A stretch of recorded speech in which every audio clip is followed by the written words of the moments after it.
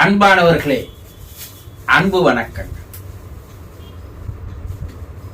நாள்தோறும் தொடர்ந்து என்னுடைய வீடியோவை பார்த்து வருகின்ற உங்களுக்கு புது புது விஷயங்கள்,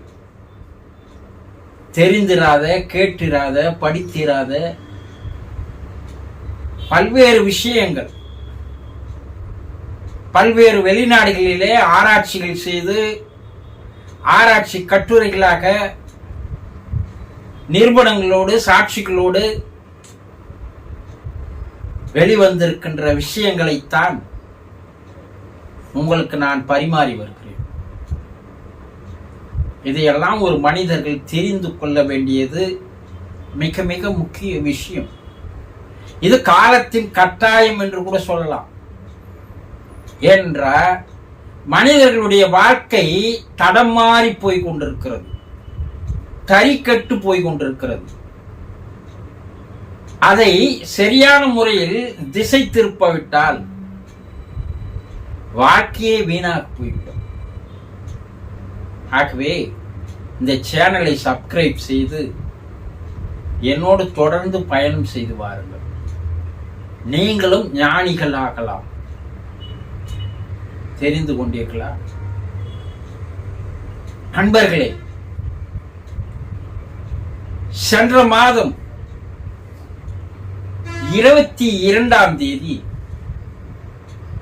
ஒரு 21 நாட்கள் இறந்தவர்களுடைய ஆன்மாவானது சாந்தி அடைவதற்காக ஒரு பிரார்த்தனை நிகழ்வு, பிரம்ம முகூர்த்த ஆன்ம சாந்தி பிரார்த்தனை என்று சொல்லக்கூடிய வகையிலே ஒரு 21 நாட்கள் அந்த பிரார்த்தனையானது நடைபெறுகிறது. காலை 4 to 6, மாலை 6 to 8. இது இரண்டுமே இந்த நேரங்கள் என்பது உலகிலே பல்வேறு விதமான விசித்திரங்களை செய்கின்ற நேரம்.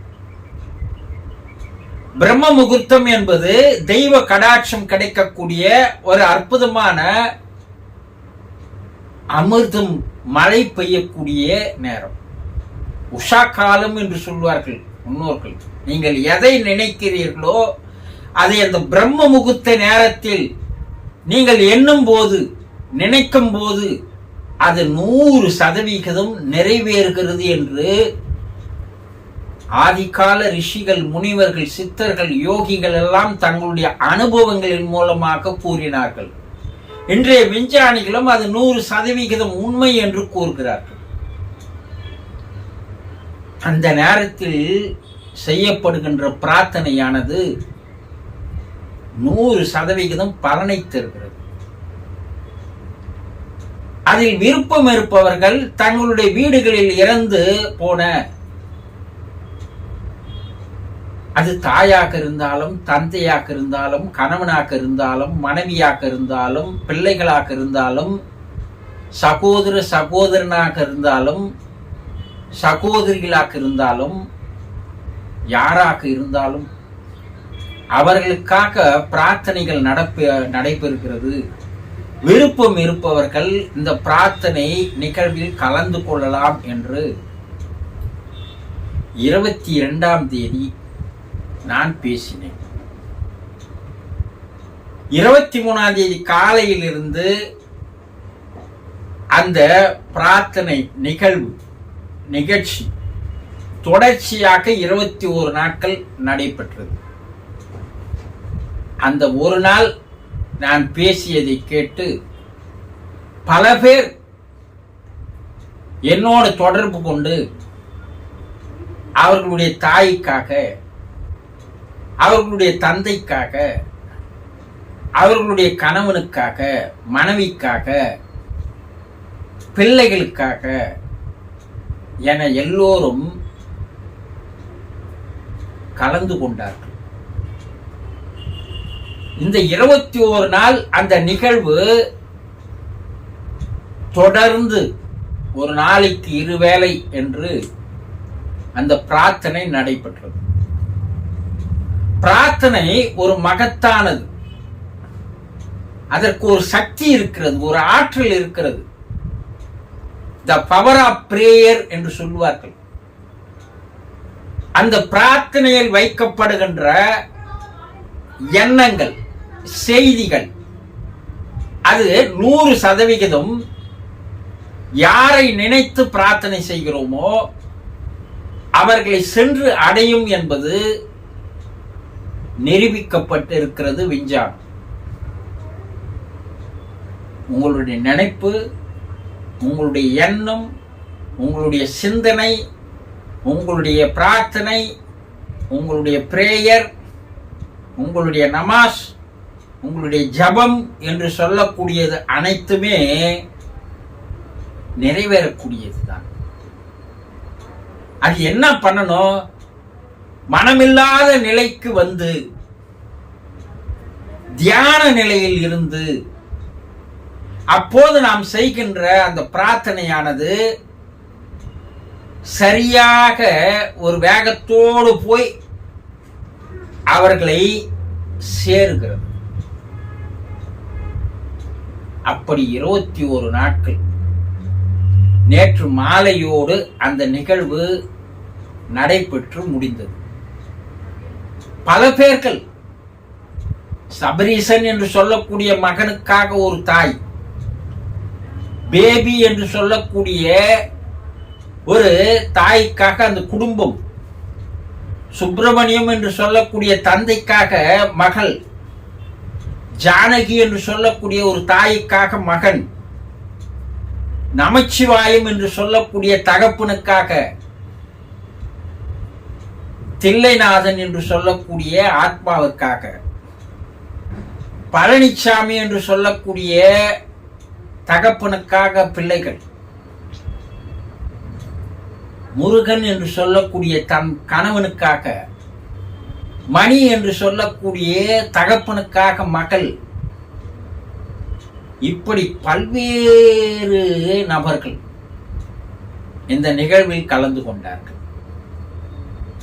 இங்கு மட்டுமல்ல, வெளிநாட்டில் இருந்தும் கூட ஒரு அன்பர் அவருடைய தாய்க்காக, தந்தைக்காக, அவருடைய இரத்த உறவுக்காக கலந்து கொண்டார்.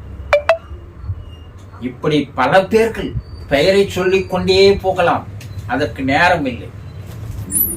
இவர்கள் எல்லோரும் அவர்களுடைய ஆத்மா சாந்தி அடைய வேண்டும் என்ற நோக்கத்திற்காக நல்ல ஒரு எண்ணத்தில் இதில் கலந்து கொண்டார்கள். 21 நாட்கள் அது நடத்தப்பட்டது. நேற்றோடு முடிவு செய்யப்பட்டது. இந்த ஆத்மாக்கள் சாந்தி அடைந்திருக்கும், சந்தோஷ நிலையில், மகிழ்ச்சியான நிலையில், அதற்கு இருக்கின்ற துக்கங்கள், துயரங்கள், கவலைகள், கஷ்டங்கள், வேதனைகள் எல்லாம் விட்டு விலகி ஒரு பக்குவமான நிலையில், சந்தோஷமான நிலையில், ஆனந்தமான நிலையில், மகிழ்ச்சியான நிலையில் மாறி இருப்பார்கள். அது அவர்களுடைய குடும்பத்தாருக்கு சில செய்திகளை தெரியப்படுத்துவார்கள். அந்த குடும்பத்திற்கு ஒரு நல்ல செய்திகள் வரலாம், நல்ல நிகழ்வுகள் நடைபெறலாம், நல்ல சூழ்நிலைகள் ஏற்படலாம், மனம் மகிழ்ச்சியாக இருக்கலாம். இப்படி ஏதாவது ஒரு சிம்டம்ஸ், அறிகுறிகள் ஏற்படும். அப்படி ஏற்பட்டால் அந்த ஆன்மா சாந்தி அடைந்து மறுபிறவை நோக்கி செல்கிறது. ஆவி உலக ஆராய்ச்சிகள் கூறுவது என்னவென்றால், அவர்களுடைய குடும்பத்தார்கள் செய்கின்ற பிரார்த்தனை தான் அவர்கள் இந்த இக்கட்டான நிலையிலிருந்து விடுவிக்கிறது என்று கூறுகிறது. அங்கே மேல்நிலையில், உயர்நிலையில் இருக்கின்ற ஆத்மாக்கள் அவர்கள் கூறுவது, இந்த ஆத்மாக்கள், இந்த ஆன்மாக்கள் படுகின்ற கஷ்டங்களிலிருந்து, வேதனைகளிலிருந்து விடுபட வேண்டும் என்றால் அவர்கள் குடும்பத்தார்கள் பிரார்த்தனை செய்ய வேண்டும். அதிலிருந்துதான் அவர்கள் விடுபடுகிறார்கள் என்று கூறுகிறார்கள். அப்ப இந்த பிரார்த்தனைகள் நிறைவேறக்கூடியவை, நிறைவேற்றக்கூடியவை. ஆக இந்த பிரார்த்தனை நிகழ்வில் கலந்து கொண்ட, ஆர்வத்தோடு கலந்து கொண்ட, நம்பிக்கையோடு கலந்து கொண்ட உங்கள் அனைவருக்கும் என்னுடைய முதர்ம நன்றியினை நான் மனமாற தெரிவித்துக் கொள்கிறேன். அடுத்து இதில் கலந்து போகாமல் இந்த வாய்ப்பை தவற விட்டு இருக்கலாம். பல பேர்கள் பலவிதமான விஷயங்களை அனுப்புகிறீர்கள். துக்கத்தில் இருக்கிறீர்கள், வேதனையில் இருக்கிறீர்கள், அவர்களுடைய பிரிவை தாங்கிக் கொள்ள முடியாத நிலையில் இருக்கிறீர்கள். அவர்கள் இது போல ஒரு வாய்ப்பை தவற விடுகிறார்கள். 2-3 நாட்களுக்கு பின்பு பல பேர் தொடர்பு கொண்டு நாங்கள் கலந்து கொள்ள முடியுமா என்று கூட கேட்டார்கள். ஆனால் அடுத்த ஒரு வாய்ப்பு வரும், அப்போது கலந்து கொள்ளுங்கள் என்று நான் கூறியிருந்தேன். அந்த வாய்ப்பு இப்போது உங்களுக்கு கிடைத்திருக்கிறது. இதுவரைக்கும் அது கிடைக்காதவர்கள், தெரியாதவர்கள் தெரிந்து கொண்டு வருகின்ற 17ஆம் தேதி முதல், நல்ல பௌர்ணமி அன்று முதல் நல்ல நாள், அந்த நாளிலிருந்து அடுத்து உங்களுக்கு அடுத்த மாதம் 7ஆம் தேதி வரை 21 நாட்கள் அந்த பிரம்ம முகூர்த்த ஆன்ம சாந்தி அடைய பிரார்த்தனை நிகழ்வு நடைபெற இருக்கிறது. விருப்பம் இருப்பவர்கள் தொலைபேசியில் தொடர்பு கொண்டு விவரங்களை கேட்டறிந்து அதற்குள் நீங்கள் வந்து சேருங்கள். அந்த ஆத்மாக்கள் சாந்தி அடையும், சந்தோஷம் அடையும். நாம் அவர்களுக்கு செய்ய வேண்டிய ஒரே நன்றி கடன் இதுதான். அது சடங்குகளாக செய்யலாம், பரிகாரங்களாக செய்யலாம், பல்வேறு விதங்களை செய்து வருகிறோம். நாம் தீதி தருகிறோம், மாதம் மாதம் நாம் அவர்களை நினைக்கிறோம். அப்படி செய்கின்ற எல்லா நினைவுகளிலும் செயல்களிலும் இதுவும் ஒரு செயல். ஆக விருப்பம் இருப்பவர்கள் தொடர்பு கொண்டு விவரங்களை கேட்டறிந்து இந்த நிகழ்வில் பங்கு கொள்ளுங்கள். அவர்களுக்கு நன்றி உள்ளவர்களாக மாறுங்கள். அவர்கள் ஆன்மா சாந்தி அடைய பிரார்த்தனை செய்யுங்கள். புரிந்து கொண்டீர்களா? சந்தோஷம்.